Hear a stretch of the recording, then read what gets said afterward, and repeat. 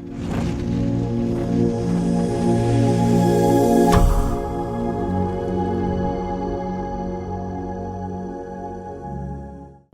obedience of Allah subhanahu wa ta'ala. And anything that we need to do to ensure that the obedience of Allah subhanahu wa ta'ala is carried out,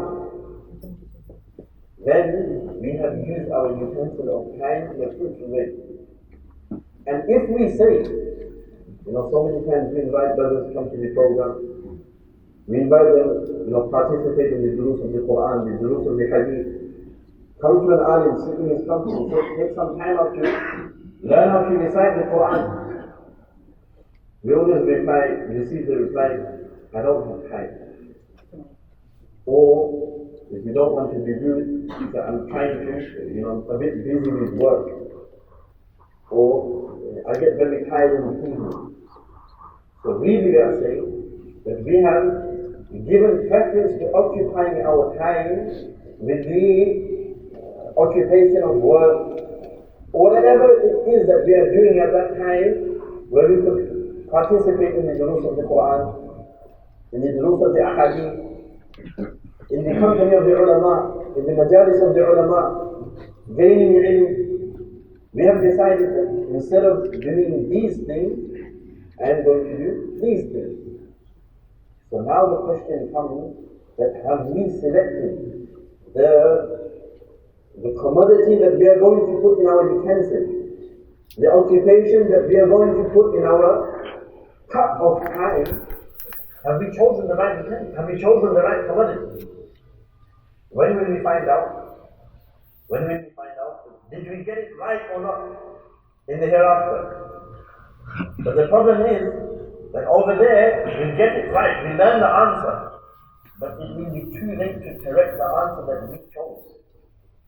That's once he gets his GCSE results, his A-level results, he can't ask for the paper and amend it and say, now this is my mark.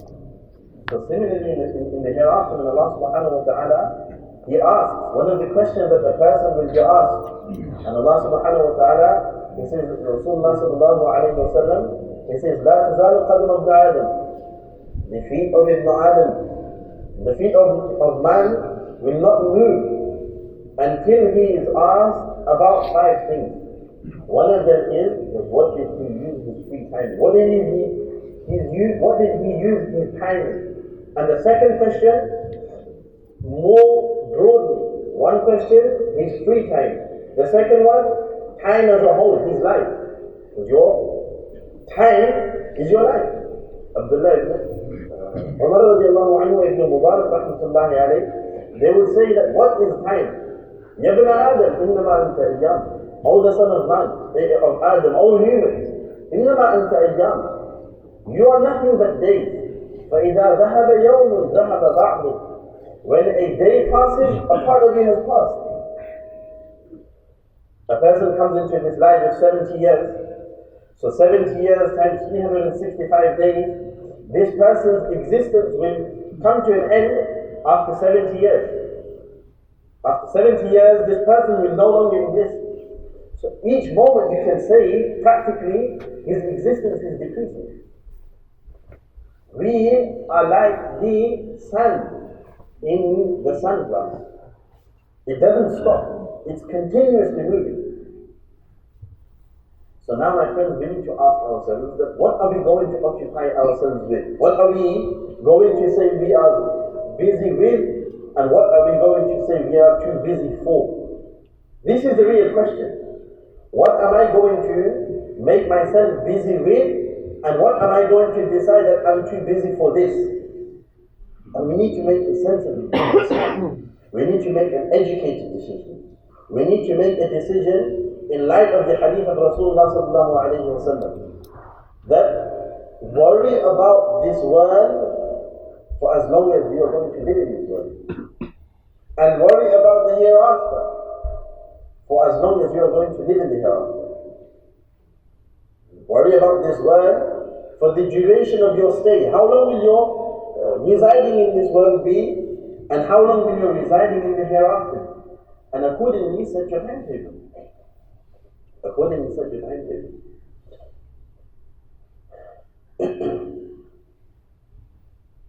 So this time, coming back to this example of this utensil of time, we have three options.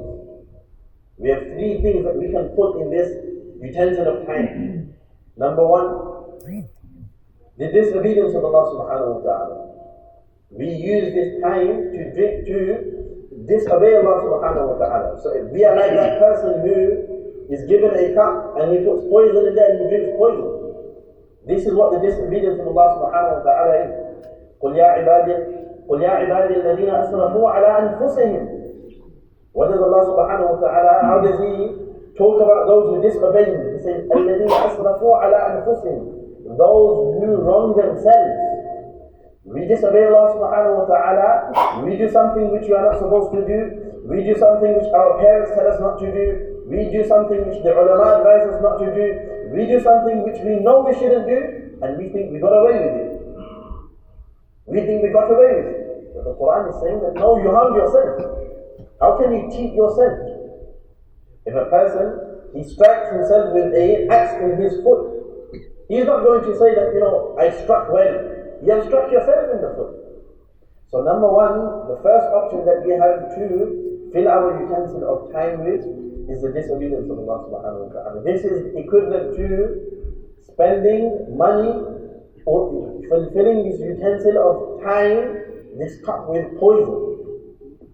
The second option, la ya'lam, futility, wasteful acts, something which doesn't benefit us in this world nor in the hereafter.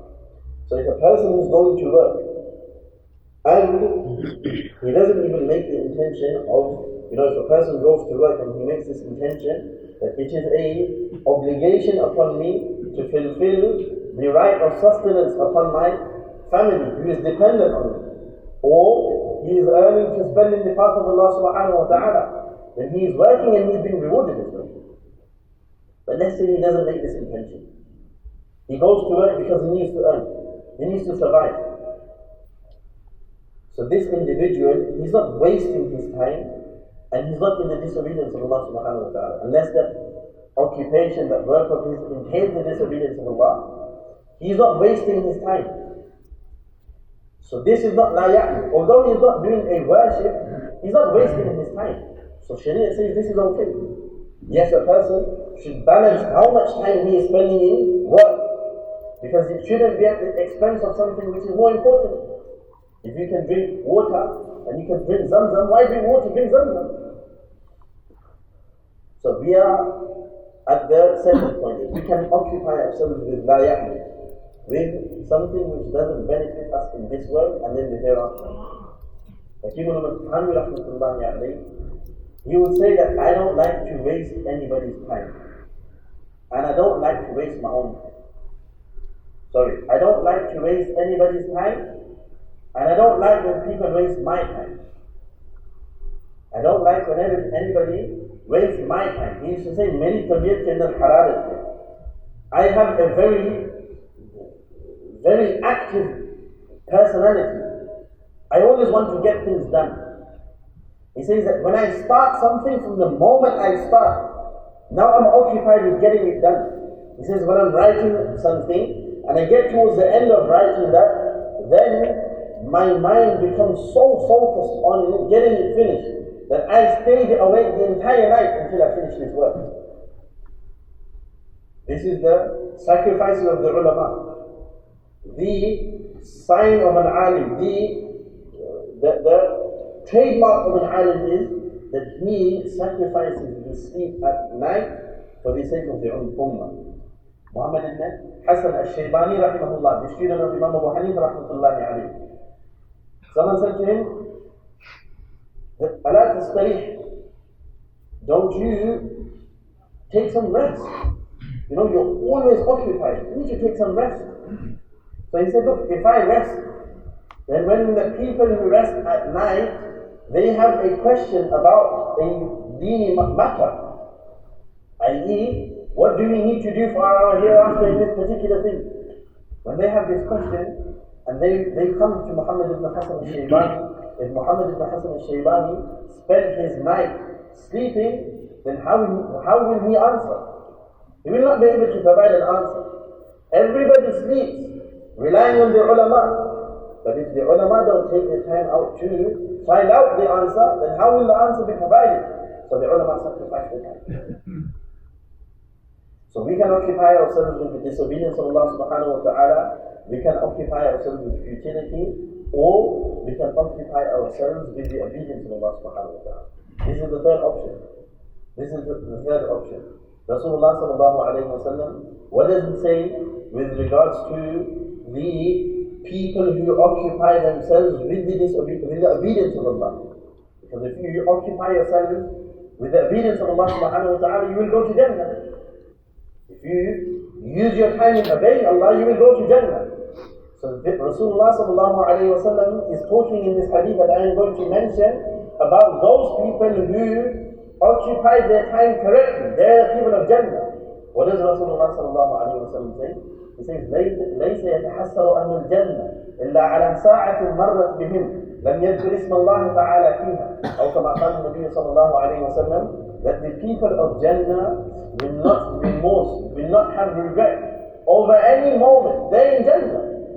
They will only have one regret, that we are in Jannah because we occupied this much of our time with the obedience of Allah, and we didn't disobey Allah, but there were certain times where we didn't engage in the dhikr of Allah subhanahu wa ta'ala. So instead of us being in Jannah at this level, or the level that we are at right now, we could have been at a higher level. So even the people of Jannah will have this remorse that they didn't spend their time even better. Even better. So my friends, the holidays are coming up. Make a plan for every single moment. Make a plan for every single moment. Mufti Shafi Sa'id rahimahullah ta'ala, he will say that when I go to the toilet, when I go to the lavatory, in the Asian toilet, in the Indian toilet, a person squats so the water that is poured will go straight down. So he will say that, whilst I'm relieving myself, sometimes you have to sit there for a few moments to ensure that the droplets of urine have come out. So he says that I have made myself so occupied using every moment that whilst I am relieving myself, I can't engage in dhikr and tasbih. So what do? The utensil that is used to clean the lota that is used, the watering can that is used, I wash that. So that at least my time doesn't go to waste. If there's some dirt around the place where you squat, then you wash that. Perpetual utility of time. This is the sign of the Ahlullah. Some people will say, or the students of Hazrat Ibn al-Thani rahmatullahi alayhi will say, that if you wanted to tell what time it is, there's two ways you can tell the time. Just look at your watch. But they say, if you want to tell the time, one way of telling the time was, just check what Hazrat was doing. Because here there's fixed time for everything. If you're reciting Quran, then it would definitely be between 11 and 11:30, for example. Everything worked like clockwork. And when things work like clockwork, then you produce. The same people of Muhammad, he authored over 200 books. Some people have said that the pages that he wrote outnumber the days that he lived. Obviously, from the age of 0, from when he was born to maybe 13, 14, 15, 16, he wasn't even writing anything. But the number of pages that he wrote outnumbered the number of days that he lived. The same people of Thani rahmatullahi alayhi, he would say that the futile activities that we engage in, the edge of it is met with the disobedience of Allah subhanahu wa ta'ala. Look, my friends, Shaitan is our enemy. Shaitan never wants good for us. So Shaitan is very cunning and very sly. He will never say to you that go on the internet and watch so and so. Go and look at so and so film. He will never say to you that go and do this particular sin. Because he knows that a Muslim, a true Muslim, he never plans to disobey Allah subhanahu wa ta'ala. What does Shaitan do? He says, go online and listen to a lecture. Go and listen to a bayan. Go and listen to some advice online. It's a good intention. Shaitan, he starts you off there. And then another video is suggested to you, so you click on that. And that's about another bayan, about another lecture, and then another one, and then another one. And before you know it, a video creeps in that has nothing to do with a bayan. It has nothing to do with a bayan. And before you know it, you find yourself in a disobedience to Allah subhanahu wa ta'ala. How did it start? It started with a good intention. So a person needs to be constantly analyzing that what leads me to the disobedience of Allah subhanahu wa ta'ala, and then plan accordingly. And finally, each moment of ours, we need to plan it out.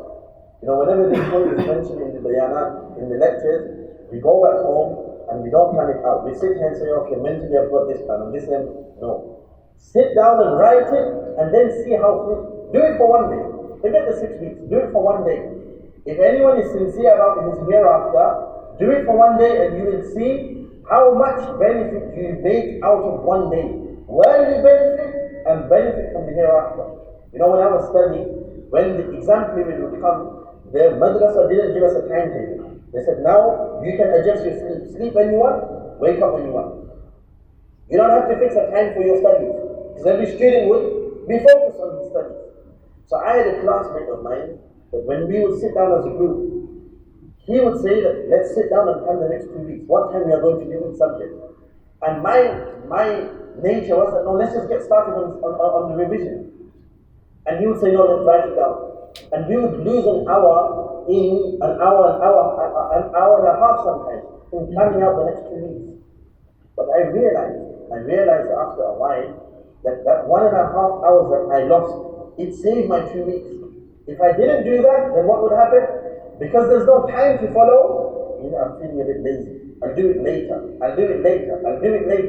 And before you know it, our life passes. Sajda tilawah, the sajda that a person does when he recites Quran, we all have to do it, but we don't do it. We have hundreds, thousands that we need to complete. Why? Because there's no moment fixed for it. Salah, the moment is fixed. So our salah is in check. May Allah subhanahu wa ta'ala give us some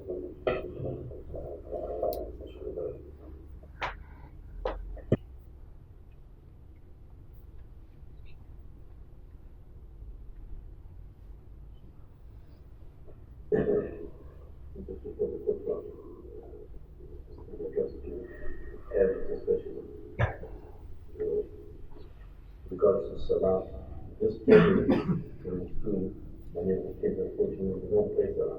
One reason we don't ask them. I think we should ask for it and play Salah. If we know other family members, cousins, friends who go to the same school, then ask them, does he come to play Salah? So, you know, during school time, maybe it's not in our control, but at least in the holidays, when our children are with us, we should ensure that they're coming to the masjid, not just performing salah. If we show the same, if we number one show disregard for the masjid, then how would our child come to the masjid? To come to the masjid to perform salah, and bring your child with you to perform salah. And generally, in the holidays, we can't be bothered to take time out and spend with our children and to use the time that we have to spend with our children. So what do? We occupy them in consoles, in PlayStation, online. We, my friends, are giving our children in their hands poison.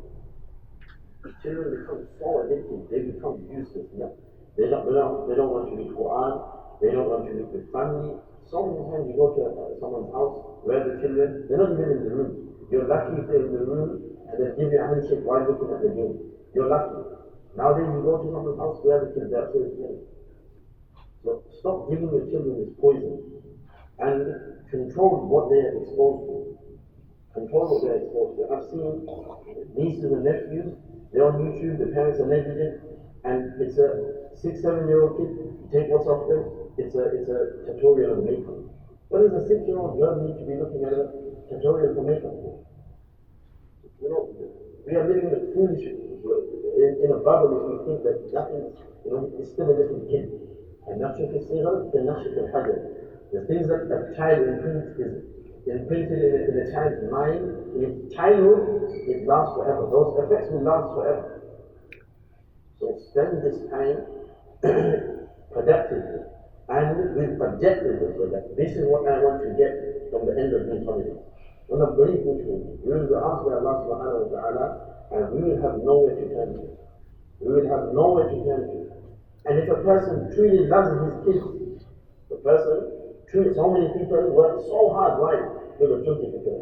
I need to make sure they have a good life after that. But what about the good afterlife? What about the good afterlife? You've given your child wealth, but what therapy have you given your child?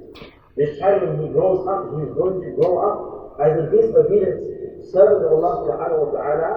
And if you're lucky, you will see your grandchildren in the state of Iman. If they've not mentally left Islam, then in the great-grandchildren, and if not, then the following generation. May Allah Ta'ala save our progeny. But this is the direction we are going in. These are small opportunities where, in school we say so many bad things they're exposed to. We're not kidding. Now this is our chance to, keep the ill that has been put into their mind. But we don't want to do it then, we're not going to do it.